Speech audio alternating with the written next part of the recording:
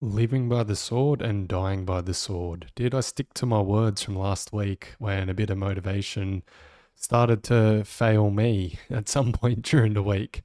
Yeah, I touched on it last week, but obviously setbacks was the big feature, and motivation wavering is a setback, really. There's injury, which I spoke at length last week about, but motivation's a very interesting one. You know, there's days where you're excited, you really want to get out there, you can't wait, like every day's a gift, all that kind of stuff that gets spouted on social media. And then there's the days where it's tough because guess what? You have a 40-hour-a-week job and you have other work, other commitments. You have a partner, maybe you got a dog, maybe you got a kid, whatever it is. It gets tough suddenly when you factor in all those things. And yeah, I had one of those days this week where I just went, I'm tired. I started tracking my sleep again. I'm going to touch on that towards the end of this video because it's going to be next week's topic. Um, Overall, I probably by the middle of the week, towards the end of the week, I started to hit a bit of a wall, like just in general tiredness, fatigue creeping in, that kind of stuff. When fatigue creeps in, and your motivation isn't exactly there, boy, is it easy to say, let me just have that rest day today. But you know what? I still managed to truck on, and we got some good B roll later in this log to share of me attempting some strength exercises. And those that know me and my kind of background with the gym, it's up and down. It's been wavering. The last year, I've been a lot more. I'm a bit more frequent with it. I can kind of tell when I'm in good form or not. But I've just set up a little home gym. It's very basic at the moment, but I'm going to grow it as I build my body. Well, it's going to grow as I grow my body into a running body, basically. Hopefully, it mirrors that. Let's see. But anyway, diving into the week that was for me, just above here, we're looking at the 20th through to 26th. So, yeah, look, it started off well. I come back on that Monday from Adelaide. Well, on the Sunday from Adelaide pretty late, so not really enough time to ride. So I made a point of it to do a good enough ride on Zwift, which was good. But I'll jump across to my training peaks, but it probably set me backwards for the week. I don't typically run at this point in the year, and I just did two back to back. And yeah, the story was my legs are in tatters. But at the same time, I was doing all the kind of good stuff you should do. Foam roller. I've got this really good. I have to share it on next episode because I am going to talk a little bit more about my sleep and maintenance in general. But I've got a great vibrating foam roller, which is excellent. And that kind of kicked in by Tuesday. I was feeling a little bit better. Wednesday, managed to actually go outside for once. I know I shared that. I'm probably relocating soon, so maybe I'll ride outside a bit more. But Melbourne and me riding and the tangos I've had with cars, I don't like doing it too often going outside. So I managed to squeeze one in. That was fun. And then jump back on the bike. I did go for another run. So this is where I'm talking midweek. This Thursday, I got home and just no, my body didn't want to. Like I said, I've been tracking the sleep. My sleep was actually good. I was in window, but not getting enough deep sleep, which is, yeah, like I said, I'll touch on that towards the end of this episode, but it'll be a big feature for next episode. Um, but yeah, I just decided late on Thursday, you know what, something's better than nothing. Let me get on my legs. Let me just move. That was the goal. I got a nice 5K in or 5.5K in. My legs actually didn't hurt whatsoever at the end of this one. And it's something I'm going to touch on a bit closer to when I'm getting ready for that Gold Coast 10K. But I was just focusing purely on form, which is this is a good thing to do right now for me. I'm not breaking records on my running. I'd love to be, but I'm not. And probably the only way I'm going to is if I focus on my form and do the body maintenance stuff. So yeah, this was a really good run. I actually really enjoyed it. I'm up and down with my running if I enjoy it or not, but I was glad that I broke the back. And I know this maybe doesn't look like a lot of regular people's lack of motivation, but this Thursday was an easy day for me. Just I wouldn't go. And I ended up riding on the Friday, which is typically a rest day for me. So I made up for it, but I definitely was against the wall on this day. Not going to happen. So I was proud of myself to manage to get myself out for a run. Friday, I did a nice little London loop. It's a good one on Zwift. And then, yeah, I've done a pretty hard Saturday and Sunday. And right now I'm fatigued, I can tell you that. But let's jump into a couple things because I shared on my first log how much I like gamifying fitness and making little fun elements to it where I possibly can. Racing is always a big part to me. I love versing someone and other people, and Zwift is a good one for that. So I did the long stage 3. I wanted to just dive into this one a little bit because for the route we did, the race was on the big ring. That's this segment just here. You can see it was a 310 average power, but my HR was only 153. I max at 206 at the moment, 205, 206. Once upon a time, I was 216. Can you believe it? When I was racing, 216. I didn't like being there too much. I can tell you that was not the best feeling. But yeah, so this for me, pretty good. This is upper zone 2 technically for me. My power, no, that's not upper zone 2, that's zone 3 for me.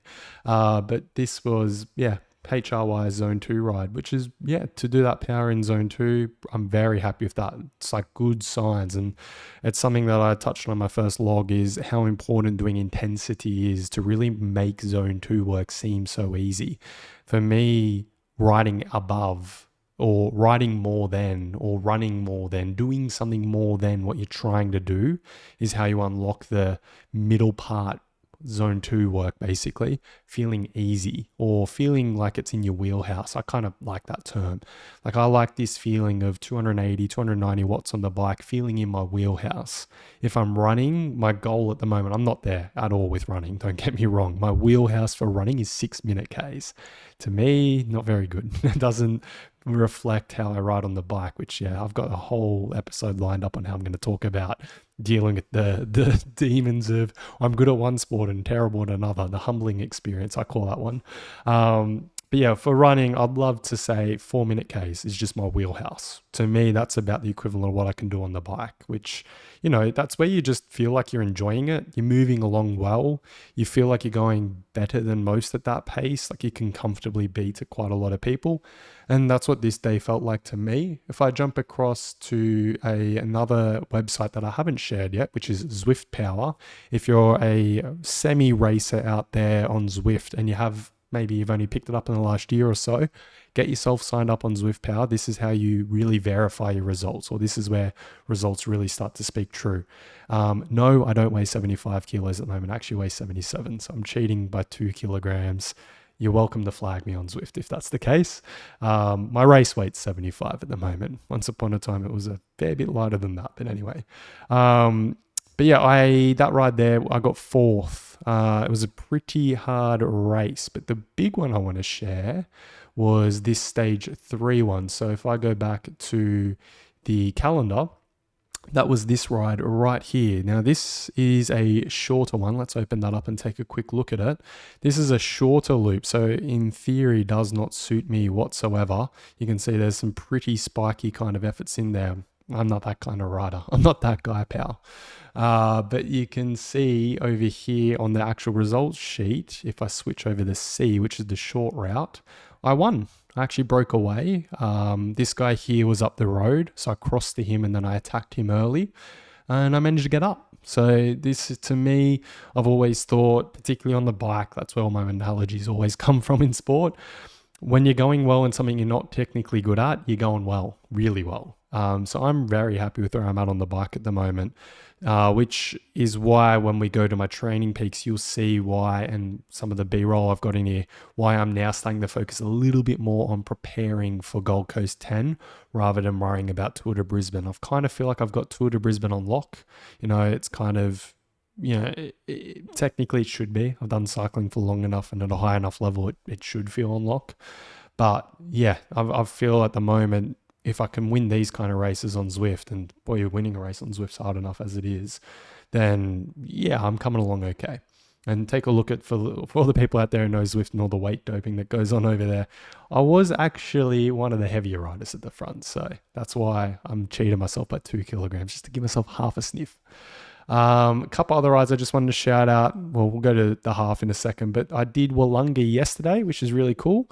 I'm going to share a quick picture now, actually. Nope, that's the wrong one. I haven't got that available yet, actually. But I did this on the day Wollonga was on.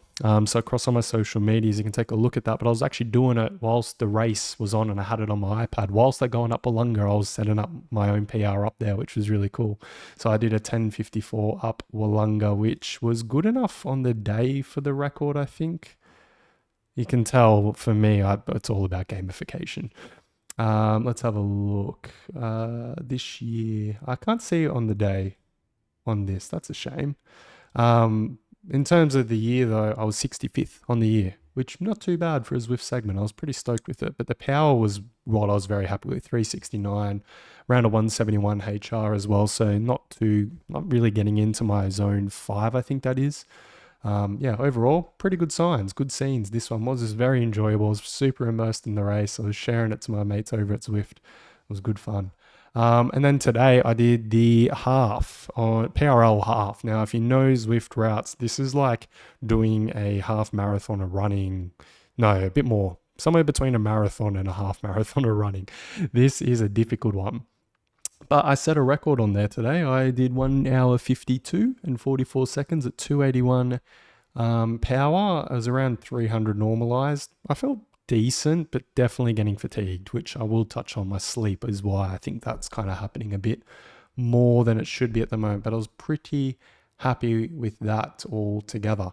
If I jump across to my training peaks now, we're on the homepage here. You can see I have built up a bit of fatigue over here on the right. Now I might move my camera just quickly down to that right side. But yeah, I've built up a fair bit of fatigue up here. And yeah, just as a whole, I'm probably thinking next week should be a little bit easy. Probably won't be doing that, but that's kind of the rough plan.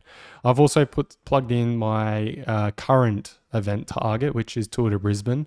The goal is to win. I've said that already. That's my big plan. At the moment, I'm looking pretty good on fitness. I should be at a very nice place going into my CTL. Should peak around the week before, and then I'll freshen up. So that's why it's going to come off a cliff a little bit, not too much. But the other thing I wanted to touch on, I'll just swing across to this page, is my strength training and core work and all this kind of stuff that I've integrated into. So you can see a couple things in here. Ignore my resting. I only started tracking my sleep on this Thursday. But yeah, you can see, well, let's just dive into this a little bit. So you can see with my sleep, and this is where I think fatigue is creeping in, I'm not getting much. If I go total in deep, there it is, 23 minutes in deep sleep. Now, I'm going to do an episode much more dedicated to talking about sleep. And to be honest, for anybody training, in terms of, I spoke about this last episode, but maintenance, looking after your body, doing all the right stuff, making sure you feel good so you can attack your training or attack whatever your goals are, sleep is the biggest thing. Sleep and diet, and then training basically is the order. But sleep, diet, and they're kind of 1A, 1B, but sleep to me is 1A for a reason. Like, it's the most important above all else. And then 1B would be diet for sure. But you always have a mate who like half semi brags about, oh, I run on barely any sleep. I run on 4 hours. Yeah, good luck to you. That ain't going to work. That's a recipe for burnout. That's what that is. But yeah, I only had 23 hours of deep sleep. So I'm getting good targets. Like, I sleep enough. I'm usually asleep by 9:30 or 10. I get up around 6, about 5:36, somewhere in there. This day I slept in a little bit longer than I typically do. And then even my resting is coming down in a good way, like it's at 45. But yeah, you can see only 23 minutes in deep, and then 15 minutes the day after.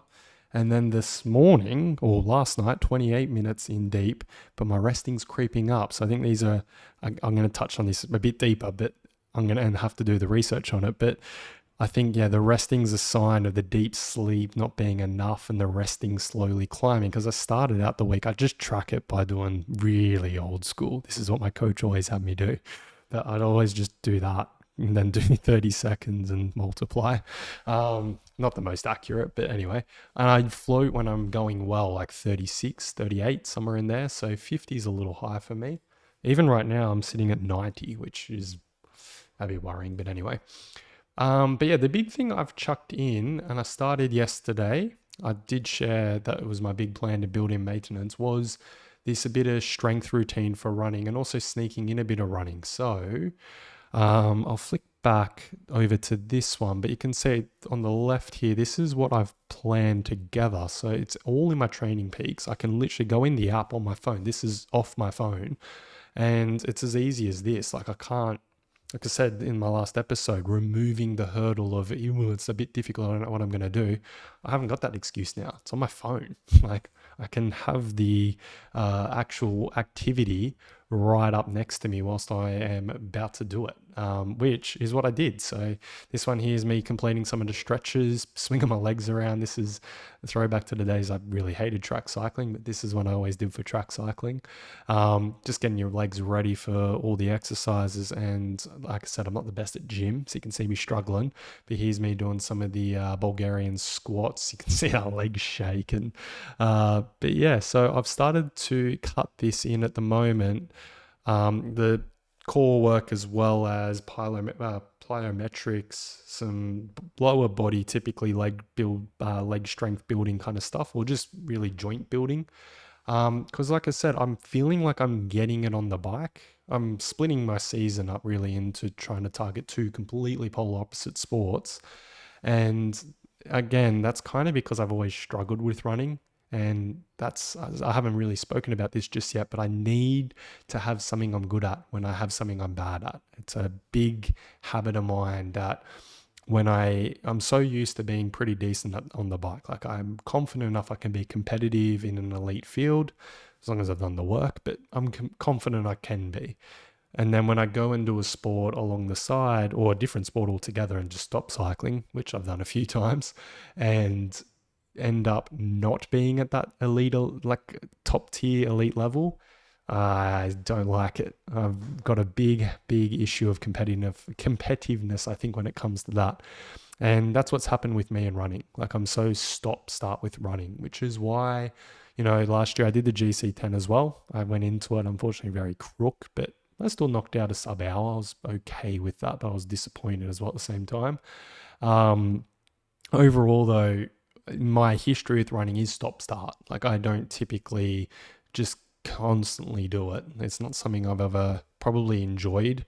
And overall, that's just because all of my mates, they're elite runners or they're very good. They're a cyclist that stopped running and suddenly they can go do a 16-minute or 15-minute 5K. And that's cool. I just always go, but why not me? Like, why am I not able to?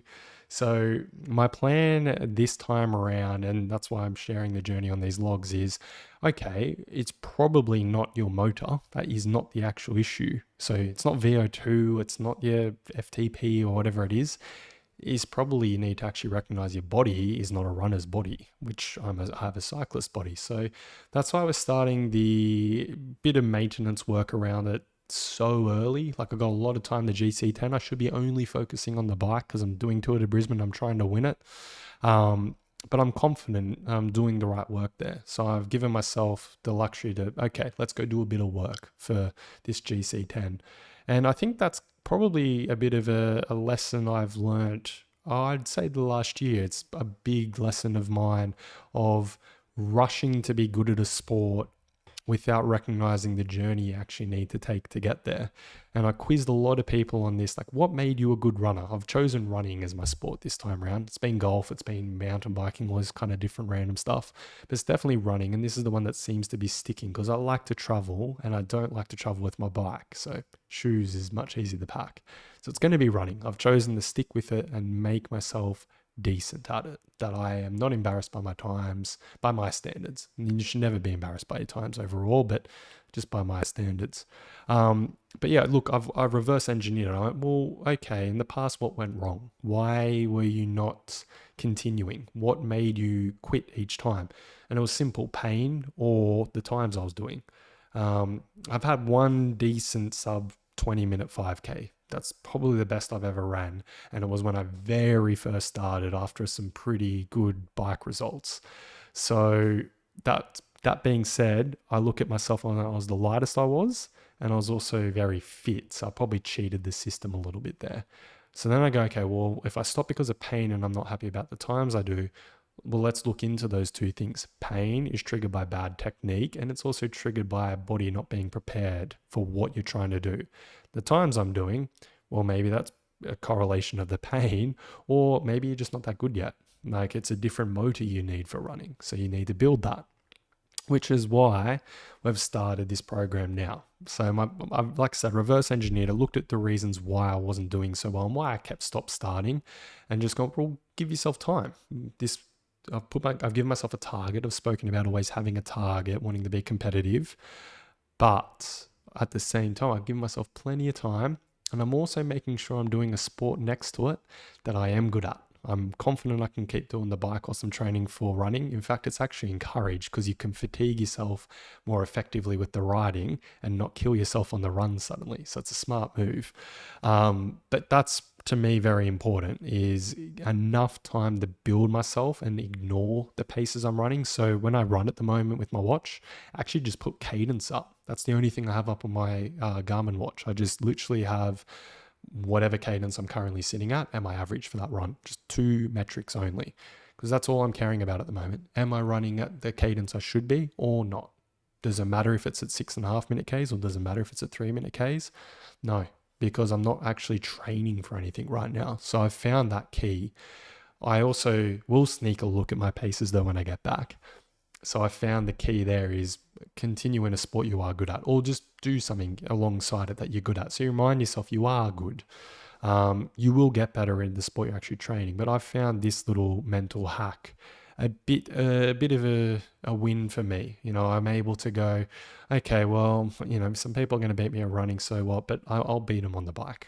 At the moment, that's working for me, and I hope that it might be something that could apply to you. And for me, the plan is eventually the running will catch up, and I'll probably ride the bike a little bit less. I'd like to remain okay on the bike. I think I always will be somewhere or somewhere abouts, but I'd like to just be able to run a lot more. So that is the big plan at the moment. Tour de Brisbane is 11 weeks away. I keep getting reminded every time I log in the Training Peaks.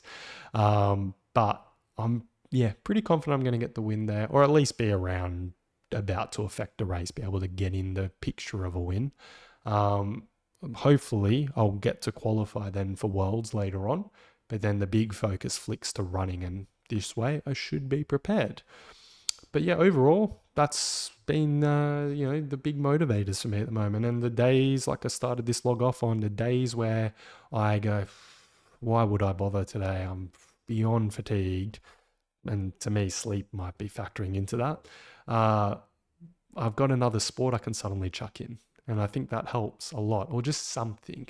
And the motivation up here, or the mental up here to affect that, is just at least move. That's just the goal. Even if I didn't run that day, I would have just chucked the Garmin on and tracked the walk I typically do, and just at least mentally on my Training Peaks, I had a walk metric there. So at least there was something still. I wasn't completely in a heap. And then immediately the next day I said, you know what, no matter what, you're going to ride. And then the next thing after that was I was meant to do my exercises on Friday, not Saturday. So I said to myself, well, you're not going to do it on Friday because you're a bit, let's be honest, a little bit fatigued off the bike. You're going to do it on Saturday though. No arguments. And I can tell you my hamstrings hate that I did it that way. But you know what? We made a start. That is the main thing after all. All right, guys, till next week. That's been log 3.